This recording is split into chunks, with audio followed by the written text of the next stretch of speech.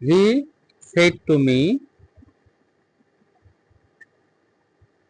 Do you know me. যদি আমাদের রিপোর্টের স্পিচটা ইন্টারোগেটিভ সেন্টেন্স হয়, তাহলে চোখ কান বন্ধ করিয়া এই রিপোর্টিং ভার্বটা আস্ক বসাই দেবেন, আস্কড মি। আর ইনভার্টেড কমার মধ্যে ইফ বসাই দেবেন। যদি সেটা সিম্পল কোশ্চেন হয়, ডাব্লিউএস কোশ্চেন হলে কিন্তু হবে না, তাহলে কি বসাবো, ইফ অথবা ওয়েদার বসাইতে পারবেন। এখন এই বাক্যটাকে সবসময় হাবোধক চিন্তা করবেন। হাবোধক মানে অ্যাসার্টিভ সেন্টেন্স মনে করবেন। অ্যাসার্টিভ সেন্টেন্স মনে করলে এটা অবশ্যই এক number tense, present indefinite tense, তাহলে দুটা সামনে থাকতেছে না, তাহলে দুটো থাকবেই না। এক নাম্বার টেন্স তো ডু থাকে না, খালি সাবজেক্ট প্লাস ভার্বের প্রেজেন্ট ফর্ম। তা ইউটা কাকে ধরবে, অবজেক্টকে, তাহলে মি। মিটা ফার্স্ট পারসন না, তা ইউটা মিকে ধরে কি হয়ে গেল, আই হয়ে গেল।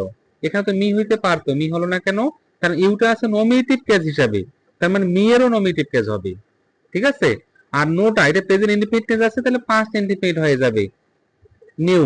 আর মিটা কাকে ধরবে, মিটা ফার্স্ট পারসন, তাহলে সাবজেক্টকে ফলো করবে, তাহলে হিম হয়ে যাবে।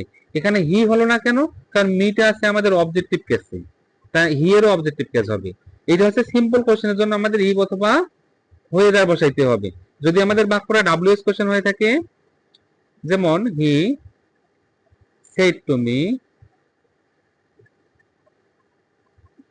হোয়ার আর ইউ গোয়িং। যদি আমাদের ডাব্লিউএস কোশ্চেন হয়, রিপোর্টিং ভাবটা তো আস্ক হবেই, কোনো মাপ নাই, হি আস্কড মি। আর ইনভার্টেড কমার মধ্যে সরাসরি ডাব্লিউএস ওয়ার্ডটাই বসাই দেবেন, ওয়ার। এখন এই বাক্যটাকে অবশ্যই অ্যাসার্টিভ সেন্টেন্স চিন্তা করতে হবে, তাহলে আরটা আছে পিছনে, ইউ আর গোয়িং, তাই না?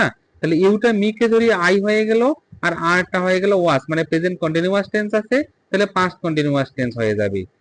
এই হচ্ছে আমাদের ইন্টারোগেটিভ সেন্টেন্সের ন্যারেশন।